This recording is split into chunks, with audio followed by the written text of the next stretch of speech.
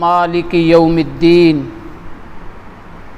والصلاة والسلام علی سید الانبیاء والمرسلین وعلی آلہ الطیبین وعلی اصحابہ المقربین وعلی اولیاء امتہ اجمعین، اما بعد۔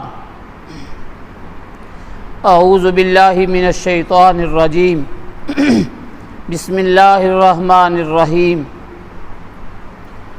الذی خلق الموت والحیات لیبلوکم ایکم احسن عملا، صدق اللہ العظیم۔ وقال اللہ تبارک و تعالی فی شان حبیبہ، ان اللہ وملائکتہ یصلون علی النبی یا ایھا الذین آمنوا صلوا علیہ وسلموا تسلیما۔ اللہم صل علی سیدنا محمد وعلی آل سیدنا محمد وبارک وسلم۔ حاضرین محترم، اللہ جل مجدہ کا لاکھ احسان اور شکر ہے کہ اس کی دی ہوئی توفیق کے ساتھ میں اور آپ نماز جمعۃ المبارک کی ادائیگی کے لیے اللہ جل مجدہ کے گھر حاضر ہیں۔ سو اللہ کریم میری اور آپ کی یہ حاضری اپنی بارگاہ میں قبول فرمائے۔ قرآن مجید کی جو آیہ مقدسہ ابھی ہم نے تلاوت کی ہے، آئیے اس کی روشنی میں دیکھنا چاہتے ہیں اللہ نے اپنے بندوں کو کیا پیغام دیا۔ سورہ تبارک الذی کی آیہ مبارکہ کا ایک حصہ ہے۔ فرمایا الذی خلق الموت والحیات، اللہ تو وہ ہے جس نے ہمیں دنیا کی زندگی عطا کی اور پھر اسی کے حکم کے ساتھ ہم نے واپس پلٹ کر اس کی بارگاہ میں حاضر ہونا ہے۔ یعنی اللہ وہ ہے جس نے ہمیں زندگی دی اور موت بھی ہمیں وہی دے گا، اسی کے حکم سے ہمیں موت بھی آئے گی۔ سو اسی کے اذن اور حکم کے ساتھ ہم دنیا میں آئے اور اسی کے حکم کے ساتھ ہم نے لوٹ کر جانا ہے۔ باری تعالی سوال یہ ہے کہ تو نے ہمیں دنیا میں بھیجا کیوں؟ ہمارا دنیا میں آنے کا مقصد کیا ہے؟ یہ جو تو نے ہمیں 50، 60، 40 سال جتنی زندگی ہمارا مقدر ہے ہمیں عطا کی، سو اس دورانیے کا یہ جو ہمیں تو نے پیریڈ عطا کیا، اس میں ہم نے کرنا کیا ہے، آنے کا مقصد کیا ہے؟ سو آگے اس آیہ مبارکہ کے بالکل اگلے حصے میں ساتھ ہی آنے کا مقصد بیان کر دیا۔ فرمایا لیبلوکم ایکم احسن عملا، تاکہ وہ اللہ تمہاری پرکھ کر سکے، تمہیں آزما سکے، تمہیں جانچ سکے کہ کون ہے احسن عملا، جو اچھے اعمال کر کے بن سنور کر اعمال صالحہ سے زندگی کو مزین کر کے اللہ کی بارگاہ میں پیش ہونے کے لائق بنتا ہے۔ سو اس آیہ مبارکہ کے اس حصے میں اللہ نے پہلے تو ہمیں یہ بتا دیا کہ تم دنیا میں آئے بھی میرے حکم کے ساتھ، لوٹ کر بھی میرے حکم سے جانا ہے۔ سو اس جو دورانیے کی ہمیں زندگی ملی، اس میں آنے کا پھر مقصد بیان کر دیا۔ احسن عملا، کون ہے جو اعمال صالحہ کر کے بن سنور کر خوبصورت بن کر اللہ کی بارگاہ میں پیش ہونے کے لائق بنتا ہے۔ سو ہمیں دنیا میں آنے کا ہمارا مدعا کیا ہے، مقصد کیا ہے، وہ تو سورہ تبارک الذی کی اس آیہ مبارکہ میں ہمیں بڑا واضح معلوم ہو گیا۔ اب ہمارے سامنے دنیا کی زندگی میں بننے کے لیے، سنورنے کے لیے وہ کون سا نمونہ ہوگا، وہ کون سا کردار ہوگا، وہ کون سی سیرت ہوگی جو ہمارے لیے آئیڈیل بطور نمونہ، جسے ہم اپنا کر دنیا بھی بہتر کر سکیں گے اور اپنی آخرت بھی بہتر کر سکیں گے۔ سو بطور آئیڈیل اور بطور نمونہ جو کردار، جو سیرت ہمارے لیے مشعل راہ بنائی گئی ہے، وہ امام الانبیاء، تاجدار کائنات محمد مصطفیٰ صلی اللہ علیہ وسلم کی سیرت طیبہ ہے، جو ہمارے لیے آئیڈیل آپ کی شخصیت ہے اور ہمارے لیے نمونہ آپ کے کردار ہیں، عادات و اطوار ہیں، آپ کی زندگی کا صبح و شام ہے، ایک ایک لمحہ جو آپ کی امت کے لیے بہترین باکردار انسان بننے کے لیے، کامیاب انسان بننے کے لیے ہمارے لیے مشعل راہ ہے اور دنیا اور آخرت کی کامیابی کا زینہ ہے۔ سو حضور نبی اکرم صلی اللہ علیہ وسلم کی حدیث پاک ہے، اس کی طرف آتے ہیں۔ آقا علیہ السلام نے فرمایا، بے شک کلمہ طیبہ یہ جنت کی چابی ہے۔ کلمہ طیبہ جو ہم نے پڑھ رکھا ہے، لا الہ الا اللہ محمد الرسول اللہ صلی اللہ علیہ وسلم، سو یہ وہ کلمہ ہے جو جنت کی چابی ہے، اور کوئی بھی چابی دندانوں کے بغیر نہیں ہوتی، کوئی بھی چابی دندانوں کے بغیر نہیں ہوتی۔ اگر دندانوں کے بغیر ہو چابی تو اس سے تالا نہیں کھلتا۔ سو آقا علیہ السلام نے بلا تشبیہ بلا مثال یہ فرمایا کہ لا الہ الا اللہ یہ جنت کی چابی ہے، اور جب کوئی بھی چابی دندانوں کے بغیر نہیں ہوتی تو پھر جنت کی چابی کے دندانے کیا ہیں؟ جنت کی چابی کے دندانے کیا ہیں؟ سو فرمایا جنت کی چابی کے دندانے اعمال صالحہ ہیں۔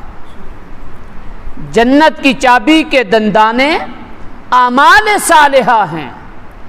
سو جنت تب کھلے گی، اور یہ کلمہ طیبہ والی چابی جنت کے دروازے کو تب لگے گی جب ہم اس چابی کے دندانے یہاں تیار کریں گے، اس چابی کے دندانے تیار کرنے میں لگے رہیں گے، اور جنت کی چابی کے دندانے نیک اعمال ہیں۔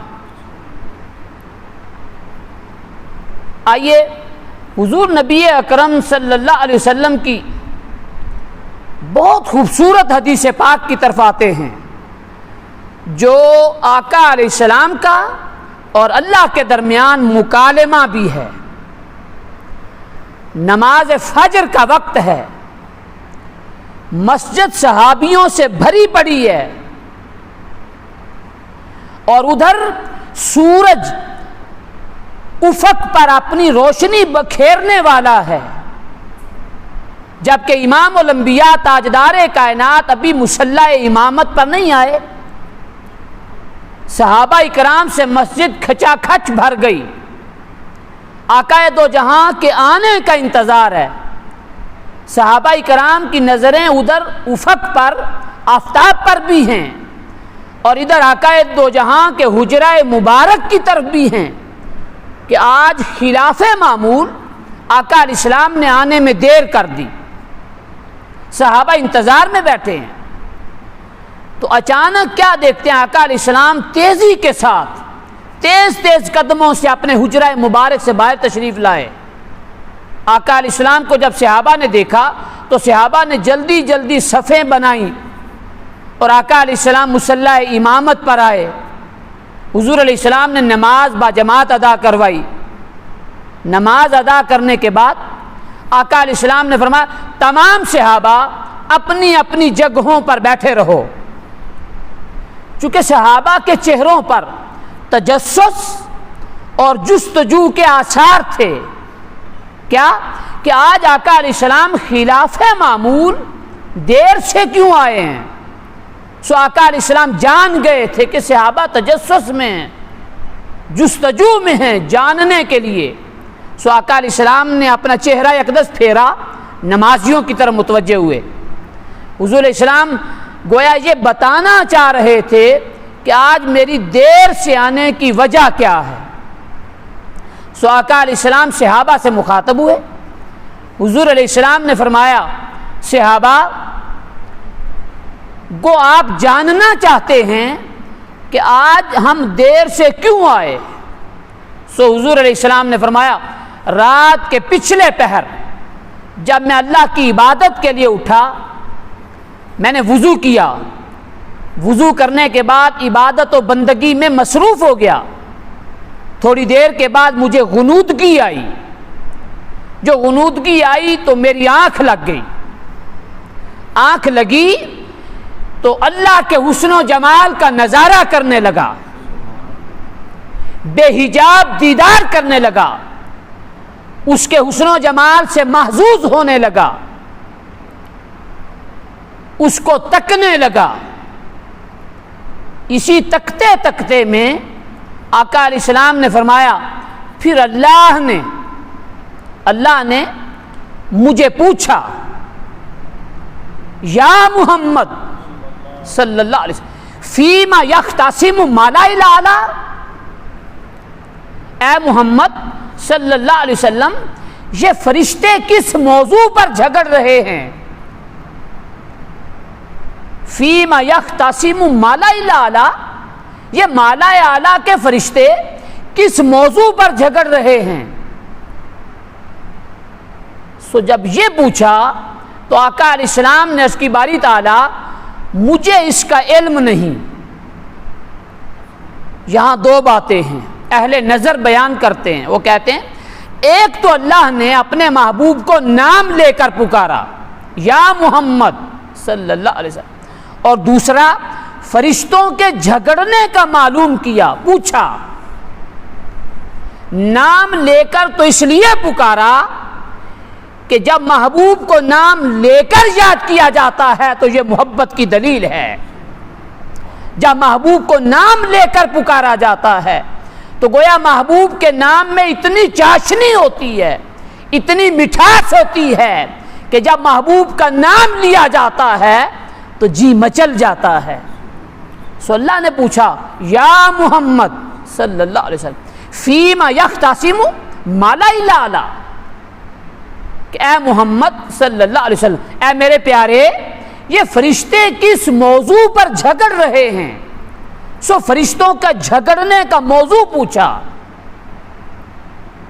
اب آقا علیہ السلام نے کیا عرض کی باری تعالی مجھے اس کا علم نہیں، مجھے اس کا علم نہیں.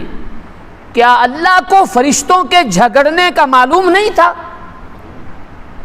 بھئی اللہ کو تو معلوم تھا.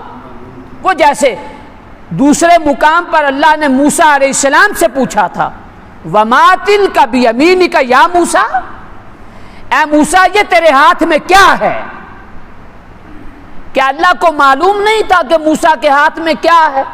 عصا تھا نا. تو اللہ نے پوچھا وَمَا تِلْكَ بِيَمِينِكَ يَا موسیٰ، اے موسیٰ یہ تیرے ہاتھ میں کیا ہے؟ سو یہ ایک محبت کا انداز ہوتا ہے محبوب سے کلام کرنے کا، محبوب سے بات بڑھانے کا. سو بلا تشبیہ بلا مثال اللہ کو معلوم تو تھا کہ فرشتے کس موضوع پر جھگڑ رہے ہیں، مگر اللہ نے پوچھا محبوب یہ فرشتوں کا کون سا موضوع ہے جس پر یہ جھگڑا کر رہے ہیں؟ سو آقا علیہ السلام نے اس کی باری تعالی مجھے اس کا علم نہیں. سو بتانا یہ تھا کہ محبوب جب یہ کہیں کہ مجھے اس کا علم نہیں تو اللہ پاک پھر اپنے انوارات و تجلیات، علم و عرفان کے وہ خزانے جو سارے دروازے کھول کر اللہ نے اپنے محبوب کے سینے میں انڈیل دیے. جب آقا علیہ السلام نے فرمایا مجھے اس کا علم نہیں تو آقا علیہ السلام نے فرماتے ہیں حضور میں نے کیا دیکھا؟ اللہ نے اپنا دست قدرت میرے دونوں کاندھوں کے درمیان رکھا۔ اللہ نے اپنا دست قدرت میرے دونوں کاندھوں کے دست قدرت درمیان میں رکھے، اور آقا علیہ السلام نے فرمایا جب اللہ نے دست قدرت میرے کاندھوں کے درمیان رکھا، اس کی ٹھنڈک میں نے سینے میں محسوس کی۔ جب ٹھنڈک سینے میں محسوس ہوئی تو آقا علیہ السلام فرماتے ہیں کہ دنیا اور آسمان کے جتنے خزانے تھے، دنیا اور آسمان میں جتنی چیزیں تھیں، وہ سب اللہ نے میرے سامنے ظاہر کر دی۔ پھر اللہ نے پوچھا اے محبوب اب بتاؤ یہ فرشتے کس موضوع پر جھگڑ رہے تھے؟ یہ فرشتے کس موضوع پر جھگڑ رہے تھے؟ سو آقا علیہ السلام نے فرمایا عرض کی باری تعالیٰ فرشتوں کا جو جھگڑنے کا موضوع تھا وہ کفارات و درجات کا موضوع تھا۔ کفارات و درجات کا موضوع تھا۔ کیا مطلب؟ یعنی وہ کون سے اعمال ہیں جو انسانوں کے اعمال گناہوں کا کفارہ بن جاتے ہیں۔ فرشتوں کے جھگڑنے کا موضوع کیا تھا؟ وہ کون سے گناہ ہیں، وہ کون سے اعمال ہیں جو انسانوں کے گناہوں کا کیا بنتے ہیں؟ کفارہ۔ وہ کون سے اعمال ہیں جو انسانوں کے گناہوں کا کفارہ بن جاتے ہیں، اور وہ کون سے اعمال ہیں جو انسانوں کے درجات کی بلندی کا سبب بنتے ہیں۔ اب موضوع فرشتوں کے جھگڑنے کا کیا تھا؟ کفارات و درجات کا موضوع تھا۔ تو اب آقا علیہ السلام نے یہ فرشتوں کا جھگڑنے کا موضوع بھی معلوم ہو گیا۔ اللہ نے پھر پوچھا محبوب اچھا فرشتے یہ جھگڑا جو کر رہے تھے تو وہ کون کون سے اعمال ہیں؟ فرشتوں کا جو موضوع تھا اس میں وہ کون کون سے اعمال ہیں؟ اس پر آقا علیہ السلام نے فرمایا، حضور نے فرمایا کہ گناہوں کا کفارہ بننے والے اعمال کیا ہیں؟ انسانوں کے گناہوں کا کفارہ بننے والے اعمال کیا ہیں؟ آقا علیہ السلام نے فرمایا مشی الاقدام الی الجماعات والجلوس فی المساجد بعد الصلوات واسباغ الوضوء فی المکروہات۔ فرمایا تین اعمال ہیں جو انسانوں کے گناہوں کا کیا بنتے ہیں؟ کفارہ۔ تین طرح کے اعمال ہیں جو انسانوں کے گناہوں کا کفارہ بن جاتے ہیں۔ پہلا مشی الاقدام الی الجماعات، باجماعت نماز ادا کرنے کے لیے مسجد کی طرف چل کر جانا۔ باجماعت نماز ادا کرنے کے لیے مسجد کی طرف چل کر جانا۔ دوسرا فرمایا والجلوس فی المساجد بعد الصلوات، ایک نماز کے بعد دوسری نماز کے انتظار میں مسجد میں بیٹھے رہنا۔ ایک نماز کے بعد دوسری کے انتظار میں مسجد میں بیٹھے رہنا۔ وَإِسْبَاغُ الْوُضُوءِ فِي الْمَكْرُوهَاتِ، سردیوں میں ٹھنڈے پانی سے مکمل وضو کرنا جبکہ پانی کو ہاتھ لگانے سے دل دہلتا ہو۔ سردیوں میں ٹھنڈے پانی سے مکمل وضو کرنا جبکہ پانی کو ہاتھ لگانے سے دل دہلتا ہو۔ سو یہ وہ تین اعمال ہیں جو انسانوں کے گناہوں کا کفارہ بن جاتے ہیں۔ پہلا کیا؟ باجماعت نماز ادا کرنے کے لیے مسجد کی طرف چل کر جانا۔ صحابہ کرام کو جب یہ معلوم ہوا کہ باجماعت نماز ادا کرنے کے لیے مسجد کی طرف چل کر جانا یہ عمل کتنا بڑا ہے، کتنی اہمیت رکھتا ہے، کتنی نیکیاں ملتی ہیں، پھر ایک دوسرے مقام پر آتا حضور نے فرمایا جو جتنے قدم مسجد میں چل کر جائے گا اسے اتنا زیادہ ثواب ملے گا۔ تو کئی صحابہ نے جب یہ سنا تو اپنے گھر مسجد سے ذرا دور بنا لیے یا رستہ بدل کر جاتے مسجد کی طرف کہ جتنے قدم زیادہ ہوں گے اتنا ثواب زیادہ ملے گا۔ آقا علیہ السلام کے صحابی نابینا تھے آنکھوں سے، ان کا گھر تھوڑا مسجد سے دور تھا، انہوں نے باجماعت نماز ادا کرنے کے لیے مسجد سے لے کر گھر تک ایک رسی باندھ لی تھی، اس رسی کو پکڑ پکڑ کر مسجد کی طرف جاتے اور صحابہ چھوٹے چھوٹے قدم رکھ کر جاتے کہ جتنے قدم زیادہ ہوں گے اتنا ثواب زیادہ ملے گا۔ انسانوں کے گناہوں کا کفارہ بننے والے اعمال میں سے پہلا عمل کیا؟ مسجد کی طرف باجماعت نماز ادا کرنے کے لیے چل کر جانا۔ دوسرا فرمایا ایک نماز کے بعد دوسری نماز کے انتظار میں مسجد میں بیٹھے رہنا۔ مسجد فرشتوں کا ماحول ہے۔ آقا علیہ السلام نے فرمایا سب سے اچھی جگہیں بیٹھنے والی وہ مسجدیں ہیں، سب سے اچھی جگہیں بیٹھنے والی وہ مسجدیں ہیں، اور سب سے بری جگہیں بیٹھنے والی وہ بازار ہیں۔ بازار صرف ضرورت کی جگہ ہے، بازار صرف ضرورت کی جگہ ہے، بیٹھنے کے لیے بہترین جگہیں اگر کوئی ہیں تو وہ اللہ کے گھر ہیں۔ پھر فرمایا تیسرا عمل کیا ہے؟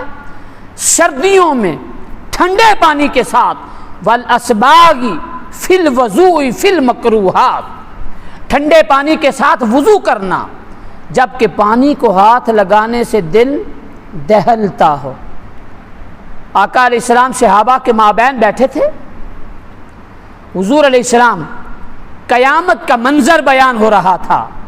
آقا علیہ السلام نے فرمایا حال احوال معلوم ہو رہے تھے، جنت دوزخ کا بیان تھا۔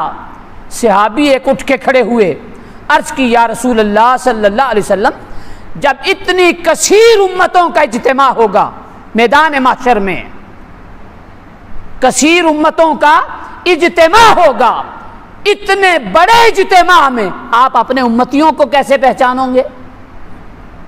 اتنے بڑے اجتماع میں آپ اپنے امتیوں کو کیسے پہچانو گے؟ آقا علیہ السلام نے فرمایا میں اپنے امتیوں کی جو پہچان ہوگی، میرے امتیوں کی، ان کے وضو والے اعضاء چمک رہے ہوں گے، ان کے وضو والے اعضاء چمک رہے ہوں گے، میں دیکھ لوں گا کہ یہ میرے امتی ہیں۔ فرشتوں کے جھگڑنے کا موضوع پہلا کیا تھا کہ وہ کون سے اعمال ہیں جو انسانوں کے گناہوں کا کفارہ بن جاتے ہیں۔ پہلے تین اعمال کیا؟ مسجد کی طرف پیدل چل کر جانا باجماعت نماز ادا کرنے کے لیے، ایک نماز کے بعد دوسری نماز کے انتظار میں بیٹھے رہنا، سردیوں میں ٹھنڈے پانی کے ساتھ وضو کرنا جبکہ پانی کو ہاتھ لگانے سے دل ڈرتا ہو۔ پھر درجات کی باری آ گئی۔ آقا علیہ السلام نے فرمایا عرض کی باری تعالیٰ فرشتوں کا دوسرا موضوع یہ تھا کہ وہ کون سے اعمال ہیں جو انسانوں کے درجات کی بلندی کا سبب بنتے ہیں، وہ کون سے اعمال ہیں جو انسانوں کی درجات کی بلندی کا سبب بنتے ہیں۔ اس پر آقا علیہ السلام نے فرمایا اطعام الطعام ولین الکلام والصلاۃ باللیل والناس نیام۔ انسانوں کے وہ کون سے اعمال ہیں جو انسانوں کے درجات کی بلندی کا سبب بنتے ہیں؟ اطعام الطعام، کھانا کھلانا، بھوکوں کو کھانا کھلانا، ولین الکلام، نرمی سے گفتگو کرنا،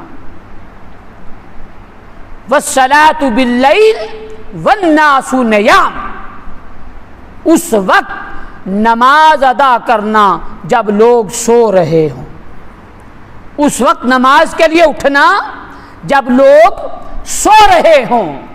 فرمایا یہ انسانوں کے اعمال میں درجات میں بلندی کا سبب بنتے ہیں۔ پہلا اطعام الطعام، بھوکوں کو کھانا کھلانا، دوسرا نرمی سے گفتگو کرنا، اس زبان کو نرم کرنا، لہجے کو نرم کرنا. آقا علیہ السلام نے فرمایا 2 چیزوں کی ضمانت مجھے تم دے دو, جنت کے اندر جنت کی ضمانت تمہیں میں مصطفیٰ دیتا ہوں صلی اللہ علیہ وسلم. 2 چیزوں کی ضمانت مجھے تم دے دو, جنت میں جنت دینے کا وعدہ میں مصطفیٰ دیتا ہوں. وہ 2 چیزوں کی ضمانت کیا ہے؟ کون کون سی؟ حضور نے فرمایا وہ جو تمہارے 2 جبڑوں کے درمیان تمہاری زبان ہے, اس کی حفاظت کی ضمانت تم دے دو, اور وہ جو تمہاری 2 ٹانگوں کے درمیان تمہاری شرمگاہ ہے, ان 2 کی حفاظت کی ضمانت تم دے دو. جنت کے اندر جنت عطا کرنے کا وعدہ میں مصطفیٰ کرتا ہوں صلی اللہ علیہ وسلم. سو انسانوں کے اعمال میں, درجات میں بلندی بننے کے اعمال اور سبب کیا ہے؟ پہلا کیا؟ لوگوں کو کھانا کھلانا. دوسرا نرمی سے گفتگو کرنا. تیسرا والصلاۃ باللیل والناس نیام, رات کے اندھیرے میں اس وقت نماز ادا کرنا جب لوگ سو رہے ہوں.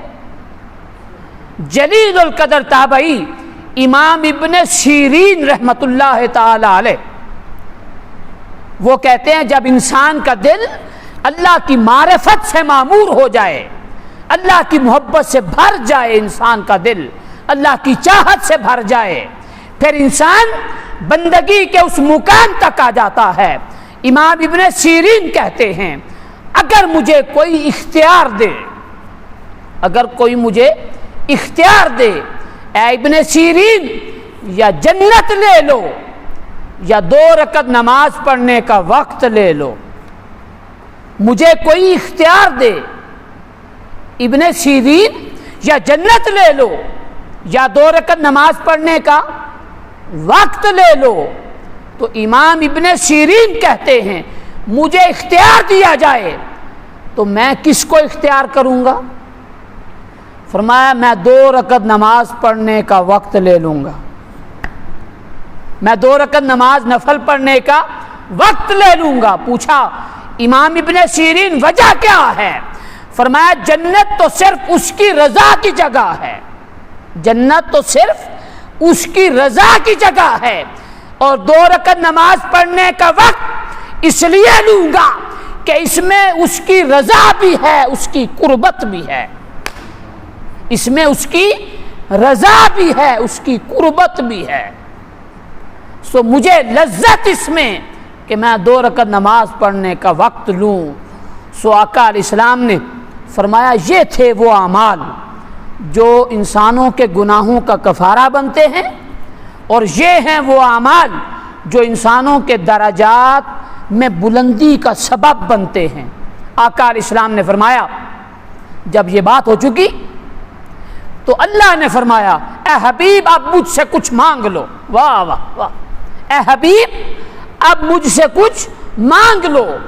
سو آقا علیہ السلام فرماتے ہیں میں نے دعا کے لیے ہاتھ اٹھائے, اور دعا کیا کی؟ بڑے پیارے الفاظ ہیں, اللہم انی اسألک فعل الخیرات وترک المنکرات وحب المساکین وان تغفر لی وترحمنی وَإِذَا أَرَدْتَ فِتْنَةً فِي قَوْمٍ فَتَوَفَّنِي غَيْرَ مَفْتُونٍ.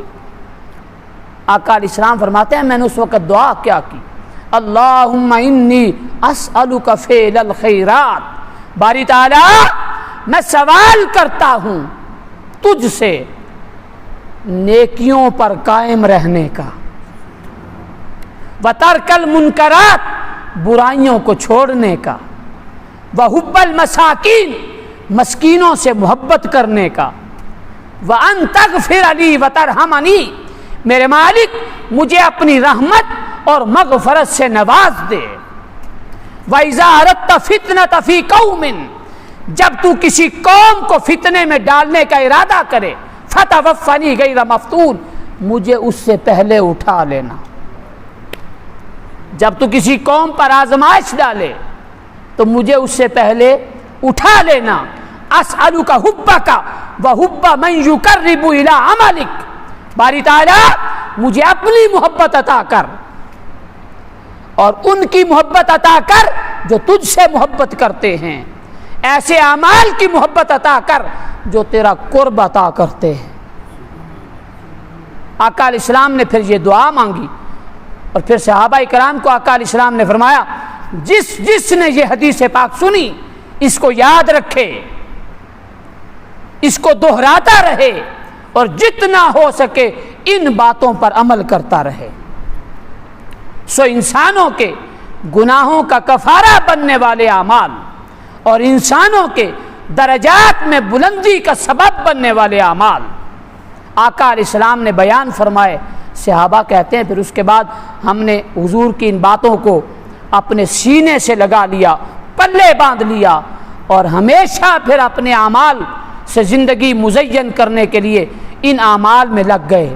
فرمایا الذی خلق الموت والحیات لیبلوکم ایکم احسن عملا، کون ہے تم میں سے جو اللہ کی بارگاہ میں بن سنور کر پیش ہونے کے لائق بنتا ہے؟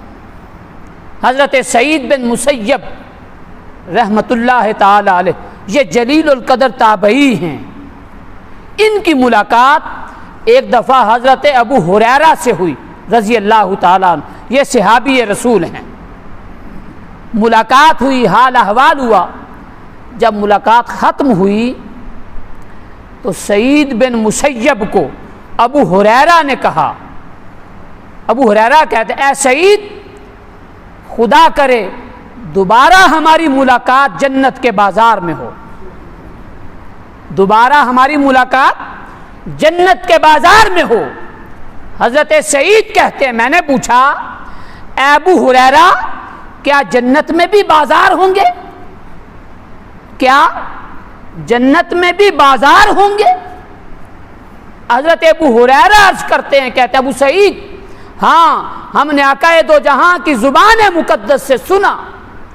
حضور نے فرمایا جب اہل جنت جنت میں چلے جائیں گے، اہل دوزخ دوزخ میں چلے جائیں گے، ہر کوئی اپنے اپنے اعمال کے مطابق اپنے اپنے ٹھکانوں میں چلا جائے گا، پھر جنتی ہونے کے لحاظ سے تو کوئی بھی جنتی ایک دوسرے سے کم تر نہیں ہوگا، جنتی ہونے کے لحاظ سے سب برابر ہوں گے۔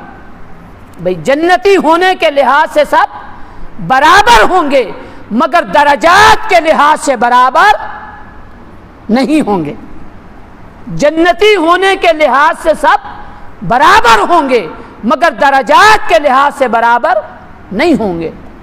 ایک اندازے کے مطابق سب اہل جنت کی اکٹھے ہونے کا ایک دن ہوگا، وہ جمعہ کا دن ہوگا۔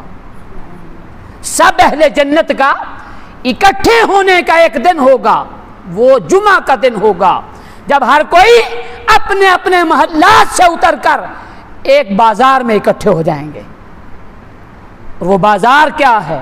آقا علیہ السلام نے فرمایا، اللہ فرماتا ہے جب سب اکٹھے ہوں گے تو اللہ کریم اپنے ایک گناہگار بندے سے مخاطب ہوگا۔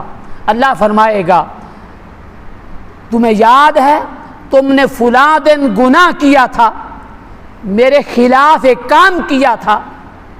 وہ بندہ عرض کرے گا باری تعالیٰ بے شک میں نے گناہ تو کیا تھا، پر میں نے معافی مانگ لی تھی، تو نے معاف بھی تو کر دیا تھا، اس معافی کے صدقے ہی تو یہ جنت کے بازار میں ہیں۔ فرمایا رب کائنات آقا علیہ السلام نے فرمایا اللہ اس جنت کے بازار میں اہل جنت سے ہم مجلس ہوگا، جنت کے بازار میں ہم نشی ہوگا، ہم مجلس ہوگا۔ ان المتقین فی جنات و نہر فی مقعد صدق عند ملیک مقتدر، سورہ اقتربت اس آخری دو آیات۔ فرمایا وہ رب اپنے بندوں کے ساتھ ہم مجلس ہوگا۔ صحابہ نے اس کی آقا کیا ہم رب کو دیکھ پائیں گے؟ آقا علیہ السلام نے فرمایا ہاں، اس طرح جس طرح دن کو تم سورج کو چمکتا دیکھتے ہو۔ بندے جنت کے بازار میں اکٹھے ہوں گے، اہل جنت، رب ان کا ہم مجلس ہوگا۔ پھر اللہ کریم فرمائے گا اے میرے بندو آپ اٹھو، میں نے اس جنت کے بازار میں دکانیں سجائی۔ تفسیر ابن کثیر نے نقل کیا اس جنت کے بازار میں نے بازار سجائے ہیں، اور آج کا دن اس بازار میں کوئی زر سکہ نہیں چلے گا۔ آج کے دن اس بازار میں کوئی زر سکہ نہیں چلے گا، بس وہ اعمال صالحہ تھے جن کی بدولت آج تم جنت کے بازار میں اکٹھے ہو گئے۔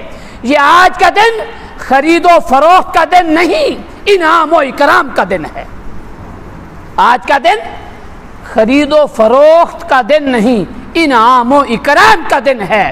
اٹھو جنت کے بازار میں پھیل جاؤ، ہر کوئی جس کو جو جو تمنا ہے جنت کے بازار میں سے وہ شے اٹھا لے۔ جنت کے بازار میں شام تک گھومیں گے اہل جنت، جب شام کو پلٹ کر اپنے اپنے غرفہ محلات میں جائیں گے تو وہاں جو کنیزیں، حوریں، خدمتگار ہوں گے وہ جب دیکھیں گے، وہ حوران ملک وہ دیکھیں گی تو وہ کہیں گی جب گئے تھے تو اتنا حسن نہیں تھا، جب لوٹ کر آئے ہو تو تمہارے چہروں کا حسن و جمال مزید بڑھ گیا ہے۔ وہ اہل جنت عرض کریں گے جب گئے تھے تو تمہارے پاس سے، اب لوٹ کر آئے ہیں تو اللہ کا دیدار کر کے آئے ہیں، اللہ کی مجلس سے اٹھ کر آئے ہیں، اللہ کے رنگوں میں سے ایک رنگ اس کی محبت کا، جمال کا ہمیں چڑھ گیا ہے۔ سو فرمایا الذی خلق الموت والحیات لیبلوکم ایکم احسن عملا۔ دنیا کی زندگی اس لیے کہ ہم آزمائش میں ہیں، امتحان میں ہیں، کون ہے جو بن سنور کر اللہ کی بارگاہ میں پیش ہونے کے لائق بنتا ہے۔ سو یہ ہے دنیا میں آنے کا مقصد و مدعا۔ اللہ کریم ہمیں حضور نبی اکرم صلی اللہ علیہ وسلم کی سیرت طیبہ کے مطابق بننے سنورنے کی توفیق عطا فرمائے۔ وما علینا الا البلاغ المبین۔